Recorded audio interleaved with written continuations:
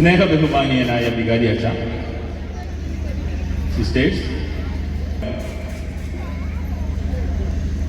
ആദ്യമായിട്ട് തിരുനാൾ മംഗളങ്ങൾ എല്ലാവർക്കും നേരുകയാണ്. നമ്മുടെ ചേട്ടനോട് ഞാൻ പറയുകയുണ്ടായി. അപ്പോൾ ചേട്ടനോട് ഞാൻ ചോദിച്ചു, ചേട്ടാ,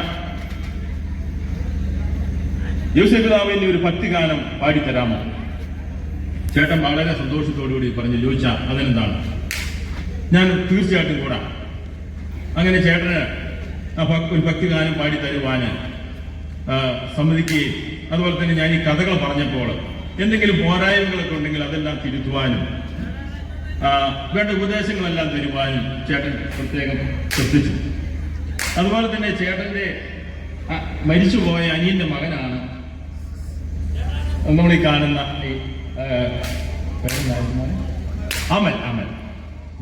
അമല് ഇപ്പോൾ സംഗീത ഒരു സ്കൂളിൽ പഠിപ്പിക്കുകയാണ്. കേവലം 23 വയസ്സ് മാത്രമേ അമലിന് പ്രായമുള്ളൂ. പക്ഷെ എല്ലാവിധ വളരെയേറെ യാത്രകൾ നടത്തുകയും സംഗീത പരിപാടികളിൽ ഉൾപ്പെടുകയും ചെയ്യുന്ന ഒരു കൊച്ചു കലാകാരനാണ് അമല്. അപ്പോൾ അമല് യാദൃശികമായിട്ടാണ് ഇപ്പൊ ഇവിടെ വന്നെത്തുവാൻ ഇടയായത്. അപ്പോൾ തന്നെ ഈ പേരപ്പന്റെ കൂടെ ഒരു പരിപാടിയിൽ അംഗമായിട്ട് ഗാനം പാടിക്കൊണ്ട് നമുക്ക് ആരംഭിക്കാം.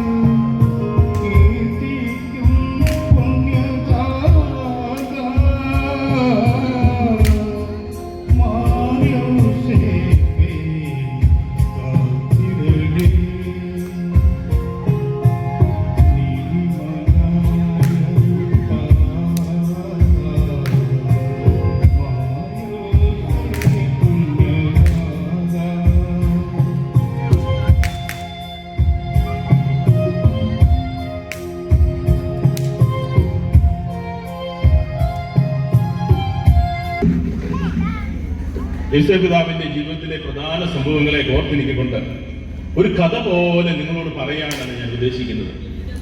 അതുകൊണ്ട് യോസേഫ് പിതാവിന്റെ ബാല്യകാലത്തിലേക്ക് നിങ്ങൾ ശ്രദ്ധയാണെന്ന് ക്ഷണിക്കുകയാണ്. യോസേഫ് പിതാവ് ദാവീദിന്റെ വംശത്തിൽപ്പെട്ടവനും ജേക്കബിന്റെ മകനുമായിരുന്നു. ജേക്കബ് വളരെയേറെ സമ്പത്തുള്ളവനും വയലുകള്, മുന്തിരിത്തോട്ടങ്ങള്, ആടുമാടുകള്, പശുക്കള് എല്ലാം ഉള്ള ഒരു വലിയ ധനികനായിരുന്നു. അവരെല്ലാവരും ഒരു കൂട്ടുകുടുംബം പോലെയാണ് യോസേഫ് പിതാവിന്റെ കുടുംബം കഴിഞ്ഞിരുന്നത്. യാക്കോബിന്റെ മാതാപിതാക്കള്, യാക്കോബിന്റെ സഹോദരന്മാര്, അവരുടെ മക്കള്, അങ്ങനെ വലിയൊരു കൂട്ടുകുടുംബം പോലെ അവര് ഒന്നിച്ച് സന്തോഷത്തോടുകൂടി ജീവിക്കുകയാണ്. അങ്ങനെ യാക്കോബിന് ബെത്ലഹേമിൽ മാത്രമല്ല നസ്രത്തിലും വളരെയേറെ സമ്പത്തുണ്ടായിരുന്നു. യാക്കോബിന് മറ്റൊരു ചുമതലയും കൂടി ഉണ്ടായിരുന്നു. അതായത് നസ്രത്തിലെ സിനഗോഗില് വേദ നിയമ വ്യാഖ്യാനം നടത്തുന്ന ഒരു ചുമതലയും കൂടെ ജേക്കബിന് ഉണ്ടായിരുന്നു. അങ്ങനെ പലപ്പോഴും യോസേഫ് പിതാവും ഈ യാക്കോബിന്റെ കൂടെ വേദ നിയമ വ്യാഖ്യാനങ്ങൾ നടത്തുന്ന പിതാവിന്റെ കൂടെ ആ സിനഗോഗിൽ പോവുകയും ഈ വേദ നിയമങ്ങളെല്ലാം വളരെയേറെ കൃത്യസമാക്കുകയും ചെയ്തു. യോസേഫ് പിതാവിന് വളരെയേറെ ഗുണങ്ങളുണ്ടായിരുന്നു. യോസേഫ് പിതാവ് എല്ലാവരെയും വളരെയേറെ സ്നേഹിച്ചതാണ്.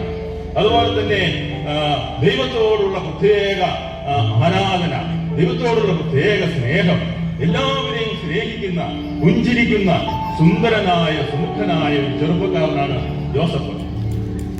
ജോസഫ് ഇങ്ങനെ മറ്റു കലകളിലൊക്കെ വളരെ തൽപരനായിരുന്നു.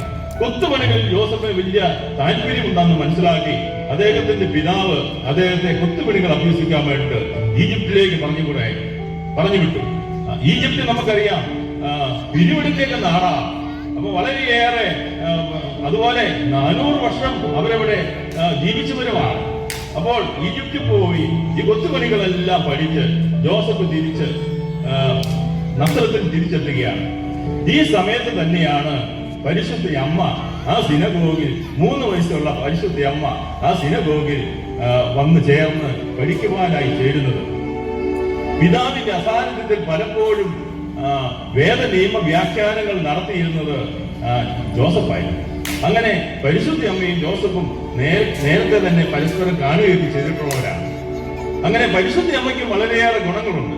പരിശുദ്ധ അമ്മയെ ഈ പറഞ്ഞ പോലെ തമ്പുരാനോടുള്ള പ്രാർത്ഥനയിലും മറ്റ് പ്രായമായവരെ ബഹുമാനിക്കുന്നതിലും എല്ലാ കാര്യത്തിലും വളരെയേറെ സുശാന്തിയുള്ള ഒരു അമ്മയായിരുന്നു പരിശുദ്ധ മറിയം. പരിശുദ്ധ മറിയം അതിന്റെ മുമ്പിലെ ഗായക സംഘത്തിന്റെ ലീഡറായിരുന്നു. അങ്ങനെ പരിശുദ്ധ അമ്മ എല്ലാവരും ഇഷ്ടപ്പെടുന്ന സുന്ദരിയും നീലക്കണ്ണുകളുള്ള ഒരു സുന്ദരിയായ ചെറുപ്പക്കാരിയായിരുന്നു. പരിശുദ്ധ അമ്മയ്ക്ക് 14 വയസ്സ് പ്രായമായപ്പോൾ ആ സിനഗോഗാധികാരി വിവാഹ നിശ്ചയം നടത്തുവാനുള്ള തീരുമാനത്തിലെത്തി. അങ്ങനെ പരിശുദ്ധ മാതാക്കളോടെയൊക്കെ അറിയിച്ചു. പരിശുദ്ധ അമ്മ എന്ന് പറയുന്നത് അഹ്റോന്റെ വംശത്തിൽപ്പെട്ടവളും യൂദാക്കിന്റെയും അന്നയുടെയും മകളുമായിരുന്നു.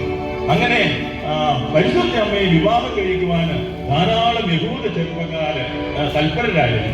അങ്ങനെ വിവാഹ നിശ്ചയം സമീപത്തുള്ള എല്ലാ സിനഗോഗുകളിലേക്കും അറിയിക്കുകയാണ്. അങ്ങനെ സിനഗോഗുകളിൽ അറിയിച്ചപ്പോൾ ധാരാളം ചെറുപ്പക്കാര് ഒരു നിശ്ചിത സമയത്ത് നമ്മുടെ നസ്രത്തിലുള്ള സിനഗോഗിൽ വന്നു ചേരുകയും പരിശുദ്ധ അമ്മയെ വിവാഹ നിശ്ചയം ചെയ്ത് കിട്ടുന്നതിന് വേണ്ടി താല്പര്യപ്പെട്ട് നിൽക്കുകയും ചെയ്തു. അവിടുത്തെ പുരോഹിതനായ ശിമയോൻ എല്ലാവർക്കും ഓരോ ഉണക്ക കമ്പുകൾ കൊടുത്തിട്ട് അവരോട് പറഞ്ഞു, നിങ്ങൾ ഈ ഉണക്ക കമ്പില് നിങ്ങളുടെ പേര്, നിങ്ങളുടെ പിതാവിന്റെ പേര്, നിങ്ങളുടെ ദേശത്തിന്റെ പേരും എഴുതി നിങ്ങൾ എന്റെ കയ്യിൽ തരിക. അതിനുശേഷം ഞാൻ ഇതെല്ലാം ഒരു മുറിയിൽ പൂട്ടിവെക്കും. ആ മുറിയിൽ പൂട്ടിവെച്ചതിന് ശേഷം ഞാൻ പ്രാർത്ഥന കഴിഞ്ഞ് തിരിച്ചു വരുമ്പോൾ ഈ കമ്പുകളിൽ എന്തെങ്കിലും ഒരു കമ്പിന് എന്തെങ്കിലും വ്യത്യാസം ഉണ്ടാകും. ആ കമ്പിന്റെ ഉടമസ്ഥനായിരിക്കും ഞാൻ പരിശുദ്ധ അമ്മയെ വിവാഹ നിശ്ചയം മറിയത്തെ വിവാഹം ചെയ്ത് കൊടുക്കുക എന്ന് ശിമയോൻ പറയുകയുണ്ടായി. അങ്ങനെ പ്രാർത്ഥനയ്ക്ക് ശേഷം പുറത്തിറങ്ങിയ ശിമയോന് എല്ലാവർക്കും അവനവന്റെ കമ്പുകൾ പേരെഴുതിയ കമ്പുകൾ തിരിച്ചു കൊടുത്തു. അങ്ങനെ തിരിച്ചു കൊടുത്തപ്പോൾ അവസാനമായിട്ടാണ് യോസേപ്പ് പിതാവിന് തന്റെ കമ്പ് ലഭിക്കുകയുണ്ടായത്. ആ കമ്പ് മാത്രം തളിർക്കുകയും ലില്ലിപ്പൂക്കൾ പൂത്തു നിൽക്കുകയും ചെയ്തിരുന്നു. അങ്ങനെ പരിശുദ്ധ അമ്മയെ യോസേപ്പിന് വിവാഹ നിശ്ചയം ചെയ്തു കൊടുക്കുന്നു. അങ്ങനെ എല്ലാവരും ഇഷ്ടപ്പെട്ട ആ 2 പേര് പരിശുദ്ധ അമ്മയ്ക്കും യോസേപ്പിനെ വളരെയേറെ ഇഷ്ടമായി. വളരെയേറെ പുഞ്ചിരിക്കുന്ന, എല്ലാവരെയും സ്നേഹിക്കുന്ന, ബഹുമാനിക്കുന്ന യോസേപ്പിനെ വിവാഹ നിശ്ചയം ചെയ്ത് കിട്ടിയതിൽ മറിയത്തിനും യോസേപ്പ് പിതാവിനും 2 പേർക്കും പരസ്പരം വളരെ ഇഷ്ടമായി. അങ്ങനെ അവർ വിവാഹ നിശ്ചയമെല്ലാം ചെയ്ത് വീട്ടിലേക്ക് പോയ പരിശുദ്ധ അമ്മയോട് ഏതാനും ദിവസത്തിന് അകം ദൈവദൂതൻ പ്രത്യക്ഷപ്പെട്ട് പറയുകയാണ്, പരിശുദ്ധ മറിയമേ, നിനക്ക് തൃപ്തി, നീ ഗർഭം ധരിച്ച ഒരു പുത്രനെ പ്രസവിക്കും, അവന് ഈശോ എന്ന് പേരിടണം. അങ്ങനെ പെട്ടെന്ന് പരമശിയായി തീർന്ന പരിശുദ്ധ അമ്മ ഓർത്തു, ഇതെന്താണ്, ഞാൻ പുരുഷനെ അറിയുന്നില്ലല്ലോ, ഇനി എങ്ങനെയാണ് ഇത് സാധിക്കുന്നത് എന്ന് ഓർത്ത് വിഷമിക്കുകയും പരിവേഷപ്പെടുകയും ചെയ്തപ്പോൾ പിന്നീട് പരിശുദ്ധ അമ്മയെ ഓർത്തു, ദൈവത്തിന്റെ ഇടപെടലാണ്, പരിശുദ്ധാത്മാവിന്റെ ഇടപെടലായതുകൊണ്ട് പരിശുദ്ധ അമ്മ സന്തോഷത്തോടുകൂടി ആ വചനത്തെ സ്വീകരിക്കുകയും അങ്ങനെ പരിശുദ്ധ അമ്മ ഗർഭിണിയായി തീരുകയും ചെയ്തു. ഏതാനും ദിവസങ്ങൾക്ക് ശേഷം പരിശുദ്ധ അമ്മ ഗർഭിണിയാണെന്ന വിവരം യോസേപ്പ് പറഞ്ഞു. യോസേപ്പ് വളരെയേറെ ദുഃഖിതനായി, താനെ വളരെയേറെ സ്നേഹിച്ച, ഇഷ്ടപ്പെട്ട താൻ പരിശുദ്ധയാണെന്ന് വിചാരിച്ച മറിയം ഗർഭിണിയായിരിക്കുന്നു. അതിൽ സങ്കടപ്പെട്ട് ആരും പരിശുദ്ധ അമ്മയെ ദുഷിച്ച് കാണരുത് എന്ന് വിചാരിച്ചുകൊണ്ട് യോസേപ്പ് രഹസ്യത്തിൽ പരിശുദ്ധ അമ്മയെ ഉപേക്ഷിക്കുവാൻ താല്പര്യപ്പെട്ടു. അങ്ങനെ പരിശുദ്ധ അമ്മയെ ഉപേക്ഷിക്കുവാൻ വേണ്ടി താല്പര്യത്തിക്കുന്ന യോസേപ്പ് പിതാവിനോട് രാത്രിയിൽ സ്വപ്നത്തിൽ ദൈവദൂതൻ പറയുകയാണ്, യോസേപ്പേ, നീ ഭയപ്പെടേണ്ട, നീ മറിയത്തെ നീ ഭാര്യയായി സ്വീകരിക്കുക, അവൾ ഗർഭം ധരിച്ചിരിക്കുന്ന പരിശുദ്ധാത്മാവിനെയാണ്. അങ്ങനെ ഈ വചനം കേട്ട് യോസേഫ് പിതാവ് സന്തോഷത്തോടുകൂടി തന്റെ ഭാര്യയായി മറിയത്തെ സ്വീകരിക്കുന്നു. പരിശുദ്ധ ഉണ്ണിയുടെ വരവിനെ കാത്ത് അങ്ങനെ ആ വിവാഹ നിശ്ചയം ചെയ്ത ദമ്പതികൾ ഉണ്ണി യേശുവിനെ കാത്ത് അവര് പ്രാർത്ഥനയോടുകൂടി ത്യാഗത്തോടുകൂടി ഇങ്ങനെ ജീവിക്കുമ്പോഴാണ് പരിശുദ്ധ അമ്മയ്ക്ക് പേരെഴുതിക്കുവാനായിട്ട് അവർ ജെറുസലേമിലേക്ക് പോകുന്നത്. പേരെഴുതിക്കുവാനായി ജെറുസലേമിലെങ്കിലും പേരെല്ലാം എഴുതി പൂർത്തിയായി കഴിഞ്ഞപ്പോൾ അവര് തിരിച്ചു പോരുകയാണ്. പോരുന്ന വഴിയിൽ പരിശുദ്ധ അമ്മയ്ക്ക് പ്രസവിക്കാനുള്ള സമയമായി. അപ്പോൾ പരിശുദ്ധ അമ്മ പ്രസവിക്കുവാനുള്ള സമയമായപ്പോൾ യോസേഫ് പിതാവ് വളരെയേറെ വിഷമിച്ചു. ഒരു സ്ഥലം കണ്ടുപിടിക്കുവാൻ യോസേഫ് പിതാവ് ബുദ്ധിമുട്ടി. യോസേഫ് പിതാവ് എല്ലാ വീടുകളിലും കയറി. തനിക്ക് പരിചയമുള്ള ധാരാളം വീടുകളുണ്ട്. ആ വീടുകളെല്ലാം യോസേഫ് പിതാവ് കയറി നോക്കുകയാണ്. തനിക്കൊരു സ്ഥലം കിട്ടുമോ? ഇല്ല, ഒരിടത്തും ഒരു സ്ഥലവും കിട്ടിയില്ല. സത്ര സൂക്ഷിപ്പുകാരനായ ഒരു മനുഷ്യൻ ഒരു പുൽക്കൂട് കാണിച്ചു കൊടുത്തുകൊണ്ട് യോസേഫിനോട് പറഞ്ഞു, യോസേഫ് ഗുരു, തങ്ങൾക്ക് ആവശ്യമുണ്ടെങ്കിൽ ആ സ്ഥലം നിങ്ങൾക്ക് ഉപയോഗിക്കാവുന്നതാണ്. യോസേഫ് പിതാവ് പെട്ടെന്ന് തന്നെ ആ സ്ഥലത്ത് ചെന്ന് കച്ചിയെല്ലാം വിരിച്ച് തന്റെ കയ്യിലുണ്ടായിരുന്ന തുണിയെല്ലാം വെച്ച് കെട്ടി മനോഹരമായ ഒരു സ്ഥലമാക്കി ആ സ്ഥലത്തെ മാറ്റി. അപ്പോൾ തന്നെ ആ സ്ഥലം പ്രകാശമാനമായി തീർന്നു. എല്ലാവർക്കും പരിശുദ്ധ അമ്മയ്ക്ക് ഈ സ്ഥലം വളരെയേറെ ഇഷ്ടപ്പെട്ടു. അങ്ങനെ അവര് ആ ഉണ്ണി യേശുവിനെ അവിടെ പ്രസവിച്ചു. ഉണ്ണിയേശുവിനെ പ്രസവിച്ചു കഴിഞ്ഞപ്പോൾ മാലാഖമാരുടെ ഗാനം അവിടെ ഉണ്ടായി. അതുപോലെ തന്നെ ആട്ടിടയന്മാരുടെ സന്ദേശം, രാജാക്കന്മാരുടെ സമ്മാനങ്ങൾ കൊണ്ടുള്ള വരവ് എല്ലാം കണ്ടു കഴിഞ്ഞപ്പോൾ യോസേഫ് പിതാവും മറിയവും വളരെയേറെ അത്ഭുതപ്പെട്ടു. എന്താണിത്? തന്റെ മകൻ ഇത്രമാത്രം അറിയപ്പെടുന്നവനോ ദൈവത്തിന്റെ മകനാണ് എന്നുള്ള കാര്യം അവർ ഓർത്തു. അങ്ങനെ സന്തോഷത്തോടുകൂടി അവര് വീട്ടിലേക്ക് തിരിച്ചുപോയി. തിരിച്ചു ചെന്ന് ഏതാനും ദിവസങ്ങൾ കഴിഞ്ഞപ്പോൾ തന്നെ ഉണ്ണിയേശുവിനെ വധിക്കുവാനുള്ള തീരുമാനം രാജാവ് എടുത്തു കഴിഞ്ഞിരുന്നു. അങ്ങനെ ഉണ്ണിയേശുവിനെ രക്ഷിക്കുവാൻ വേണ്ടി യോസേഫ് പിതാവിന് രാത്രിയിൽ ഒരു ദർശനമുണ്ടായി. യോസേഫ് പിതാവ് ചാടി എഴുന്നേറ്റ് തനിക്ക് കിലോമീറ്ററോളം സഞ്ചരിച്ച് വേണം ഇവിടെ നിന്ന് അന്യരാജ്യത്ത് ഈജിപ്തിലേക്ക് പലായനം ചെയ്യാൻ. പെട്ടെന്ന് തന്നെ യോസേഫ് പിതാവ് വണ്ടി കഴിക്കുവാനുള്ള ആഹാരവും വെള്ളവും എല്ലാം കരുതി തന്റെ പ്രിയപ്പെട്ട കഴുതയുടെ പുറത്ത് പെട്ടെന്ന് യാത്രയാകുകയാണ്. എത്രയും പെട്ടെന്ന് യാത്രയാകുകയാണ്. ഭടന്മാരുടെ കണ്ണിൽപ്പെടാതെ മലകളും കല്ലുമെല്ലാം ചവിട്ടി മുൾച്ചെടികളുടെ ഇടയിലൂടെ എല്ലാം പതുങ്ങിയും വഴികളിൽ നിന്ന് മാറിയെല്ലാം സഞ്ചരിച്ച് യോസേഫ് പിതാവ് ഏതാനും ദിവസം മുമ്പ് പ്രസവിച്ച ഉണ്ണി യേശുവിനെയുമായി പലായനം ചെയ്യുകയാണ്. കിലോമീറ്ററുകൾ അകലെയുള്ള ദേശത്തേക്ക് പലായനം ചെയ്തു. അങ്ങനെ ഉണ്ണി യേശുവിനെ രക്ഷിക്കുവാൻ വേണ്ടി വളരെയേറെ കഷ്ടപ്പെടുന്ന അമ്മയെ മറിയത്തെ കരുതിക്കൊണ്ട് നീങ്ങുന്ന ഒരു യോസേഫ് പിതാവിനെ നമുക്കിവിടെ കാണാം. അതിന് യോസേഫ് പിതാവ് അവിടെ രാജാവിന്റെ മരണത്തിന് ശേഷം യോസേഫ് പിതാവ് തിരിച്ച് ജെറുസലേമിലേക്ക് വരികയാണ്. ജെറുസലേമിലേക്ക് വന്ന് യോസേഫ് പിതാവ് അവിടെ ഒരു ചെറിയ വീട് വെക്കുന്നു. വീട് വെച്ചപ്പോൾ പെട്ടെന്നുള്ള വീട് വയ്ക്കുകയായതുകൊണ്ട് യോസേഫ് പിതാവ് ഓർത്തു, ഈ വീട് തന്റെ മറിയത്തിന് ഇഷ്ടപ്പെടുമോ? അങ്ങനെ ശങ്കിച്ചിരുന്ന യോസേഫ് പിതാവ് ഈ വീട് കൊണ്ടുപോയി മറിയത്തെ കാണിച്ചു കൊടുത്തു. മറിയത്തെ കാണിച്ചു മറിയത്തിന്റെ മുഖം കണ്ടപ്പോൾ യോസേഫ് പിതാവിന് മനസ്സിലായി മറിയത്തിന് ഈ വീട് ഇഷ്ടപ്പെട്ടിരിക്കുന്നു. മറിയം ഒരു ചെറിയ പുഞ്ചിരിയോടുകൂടി തന്റെ ഭർത്താവ് ഉണ്ടാക്കിയ ഈ വീടിനെ വളരെ പ്രോത്സാഹിപ്പിച്ച് പറഞ്ഞു, ഭർത്താവ്, ഞങ്ങള് പ്രിയതമാ താൻ ഉണ്ടാക്കിയ വീട് എത്രമാത്രം നന്നായിരിക്കുന്നു, എത്ര മനോഹരമായിരിക്കുന്നു, എത്ര ദൈവാനുഗ്രഹമുള്ള വീടാണ് അങ്ങ് ഇത്ര പെട്ടെന്ന് തയ്യാറാക്കിയിരിക്കുന്നു. അങ്ങനെ പ്രോത്സാഹിപ്പിച്ചു. അപ്പോ യോസേഫ് പിതാവിന് വളരെയേറെ സന്തോഷമായി. 6 മാസങ്ങൾക്ക് തന്നെ അമ്മ ആ വീടിന് വളരെയേറെ മാറ്റങ്ങൾ വരുത്തി. പൂച്ചെടികളെല്ലാം വെച്ച് പിടിപ്പിച്ചു. അതുപോലെ തന്നെ വലിയ ഒരു മുന്തിരി വള്ളിയെല്ലാം കിട്ടി. 6 മാസങ്ങൾ തന്നെ മുന്തിരിപ്പഴങ്ങളെല്ലാം ഉണ്ടായിരിക്കുന്നു. അതുപോലെ തന്നെ അത്യാവശ്യത്തിന് വേണ്ട പച്ചക്കറികളെല്ലാം അമ്മ അവിടെ ഒരുക്കി. അങ്ങനെ വീടിനെ കരുതുന്ന ഒരു അമ്മയെ നമുക്ക് കാണാം. അങ്ങനെ യോസേഫ് പിതാവും പരിശുദ്ധ അമ്മയും വളരെ സന്തോഷത്തോടുകൂടി ജീവിക്കുമ്പോൾ യോസേഫ് പിതാവിന് ഒരു സ്നേഹിതനായ ഒരു മനുഷ്യൻ പറഞ്ഞു, യോസേഫേ, എന്റെ വീടെല്ലാം ഇങ്ങനെ പ്രകൃതിക്ഷോഭം കൊണ്ട് നശിച്ചു പോയിരിക്കുന്നു. അതുകൊണ്ട് എന്റെ വീടൊന്നും നന്നാക്കി തരാമോ? നല്ല ആശാരിപ്പണിക്കാരനാണ് യോസേഫ് പിതാവ്. അങ്ങനെ യോസേഫ് പിതാവ് ആ സുഹൃത്തിന്റെ വീട് നന്നാക്കുവാനും വേണ്ടി പോവുകയാണ്. അങ്ങനെ അവിടെ ചെന്നപ്പോഴാണ് യോസേഫ് പിതാവ് അറിയുന്നത് നൂറുകണക്കിന് വീടുകൾ നശിച്ചു കിടക്കുന്നു. യോസേപ്പ് പിതാവ് ഇത് കണ്ടപ്പോൾ വളരെയേറെ വിഷമിച്ചു. എല്ലാ വീടുകളും യോസേപ്പ് പിതാവ് എല്ലാവരെയും കൂട്ടി യോസേപ്പ് പിതാവ് പറഞ്ഞു, നമുക്കെല്ലാവർക്കും കൂടെ ഈ വീടെല്ലാം പെട്ടെന്ന് നമുക്ക് നന്നാക്കാം.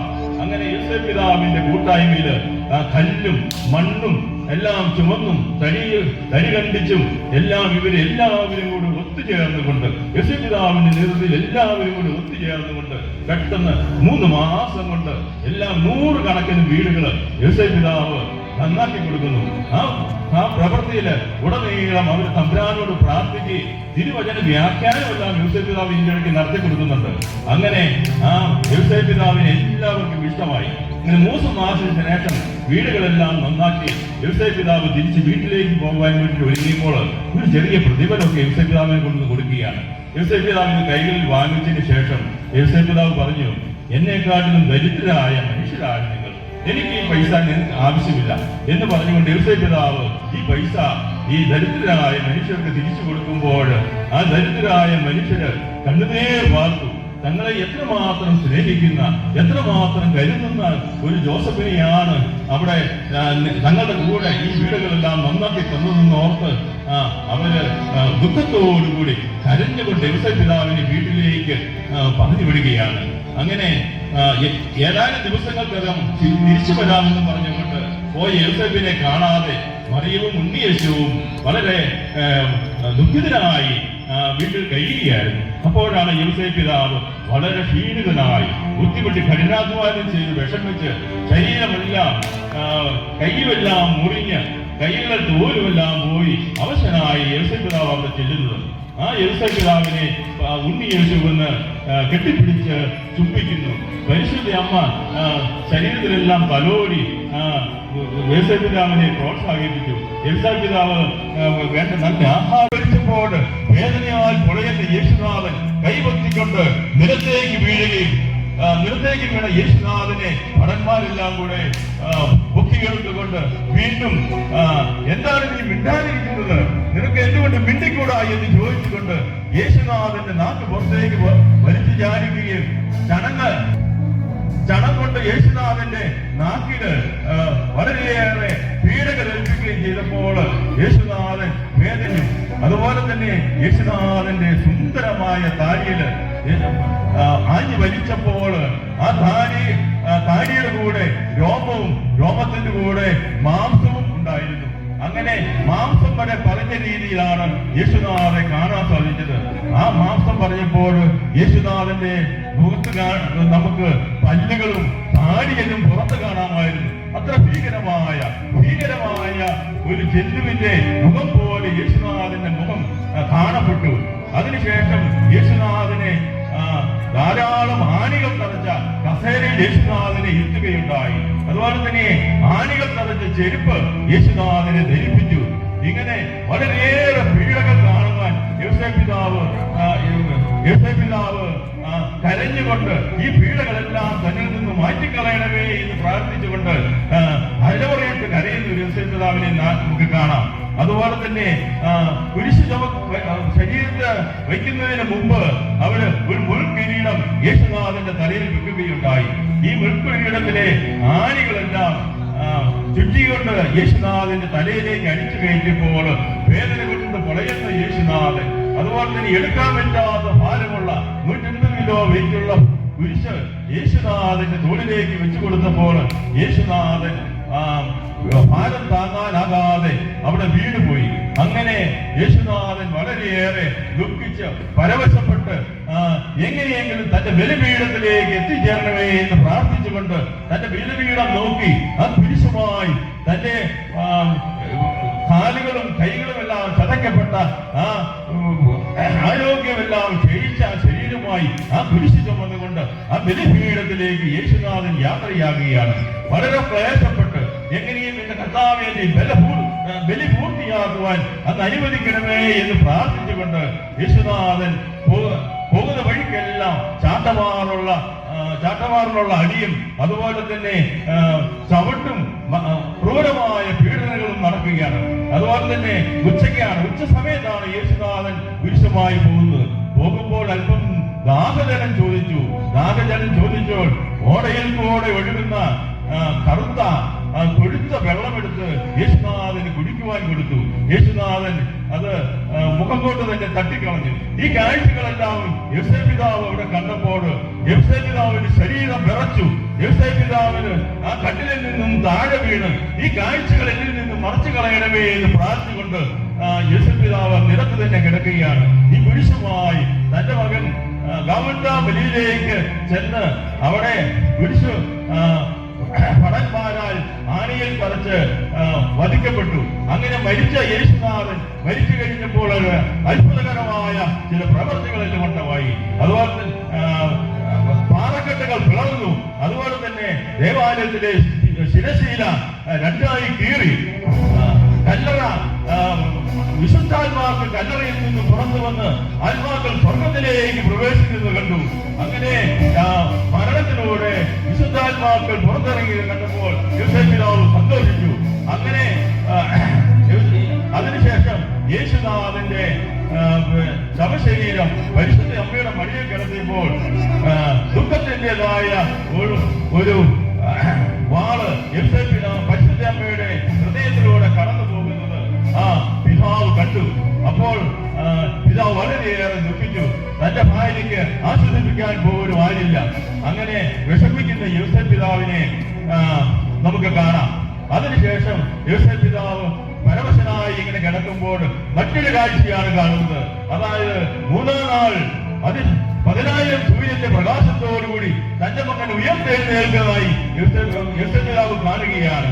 അങ്ങനെ യോസേപ്പ് പിതാവ് തന്റെ മകൻ സ്വർഗപ്രവേശം ചെയ്യുന്നതും താനും തന്റെ ഭാര്യയും 10,000 ആത്മാക്കളും യേശുനാഥന്റെ മുഖാഭിമുഖം ഇരുന്നുകൊണ്ട് യേശുനാഥനെ ആരാധിക്കുന്നതും സ്തുതിക്കുന്നതും അങ്ങനെ സ്വർഗീയ പ്രവേശനം നടത്തുന്ന വലിയൊരു കൂട്ടം ജനങ്ങളെ കണ്ടപ്പോൾ യോസേപ്പ് പിതാവിന് മനസ്സിലായി തന്റെ മകൻ എന്തിനാണ് കുരിശിൽ മരിച്ചത്, എന്തിനാണ് തന്റെ മകൻ ഈ ലോകത്തിലേക്ക് വന്നതെന്നും യോസേപ്പ് പിതാവിന് മനസ്സിലായി. 10,000 ആത്മാക്കളെ രക്ഷിക്കുവാനുള്ള ബലിയായിരുന്നു തന്റെ മകൻ നടത്തിയെന്ന് അറിഞ്ഞപ്പോൾ യോസേപ്പ് പിതാവ് വളരെയേറെ സന്തോഷിച്ചു. യോസേപ്പ് പിതാവ് തന്റെ ജീവിതം അനർത്ഥമായി തീർന്നതിൽ സന്തോഷിച്ചുകൊണ്ട് തന്റെ മകൻ തുറന്നു തന്ന ആ വാതിൽ, സ്വർഗവാതിൽ, എല്ലാവരും ആ സ്വർഗവാതിലൂടെ സ്വർഗത്തിലേക്ക് പ്രവേശിക്കുവാൻ മാത്രം വിശുദ്ധി നേടി നമുക്കെല്ലാവർക്കും ഒന്നിച്ച് സ്വർഗലോകത്തിലേക്ക് പ്രവേശിക്കാമെന്ന് ആഹ്വാനം ചെയ്തുകൊണ്ടും ഞങ്ങളുടെ വാക്കുകളെ ഞങ്ങളിവിടെ അവസാനിപ്പിക്കുന്നു. എന്റെ കൂടെ എന്നെ സഹായിച്ച കുഞ്ഞാപ്പൻ ചേട്ടന്റെ അനിയന്റെ മകനും പ്രത്യേകമായ ഒരു നന്ദി ഈ അവസരത്തിൽ ഞാൻ സൂചിപ്പിക്കുന്നു. എന്നെ കേട്ടിരുന്ന നിങ്ങൾക്കും പ്രത്യേകമായ ഒരു നന്ദി സൂചിപ്പിച്ചുകൊണ്ട് ഞാൻ അവസാനിപ്പിക്കുന്നു. അണിങ്ങുന്ന പള്ളിയുടെ ഈ വർഷത്തെ അതിമനോഹരമായ ക്രിസ്മസ് ക്ലിബാണ് ഈ കാണുന്നത്. ഈ കാണുന്ന ഒരു മഞ്ഞ മരമാണ്. അതിന് പുറകിലൊരു കൊട്ടാരം കാണാം. അറബികളുടെ നാച്ചുറലായിട്ടുള്ള ഒരു വീടും അവരുടെ ഒരു വെയിറ്റിംഗ് സ്പേസുമാണ് ഈ കാണുന്നത്. അതുപോലെ തന്നെ മുന്നോട്ട് പോയാൽ അവർ ഒട്ടകത്തെ വളർത്തുന്ന തടി കൊണ്ടുള്ള ഒരു വളച്ചു വെച്ചിരിക്കുന്ന ഒരു സ്പേസ് നമുക്ക് കാണാം. അതിനോടനുബന്ധിച്ച് ഒരു ചെറിയ കൂര ഉണ്ട്. അങ്ങേറ്റത്തായിട്ട് നമ്മുടെ ഉണ്ണീശോ പൂജാതനായ കാലിത്തൊഴുത്തും കാണാൻ സാധിക്കുന്നു.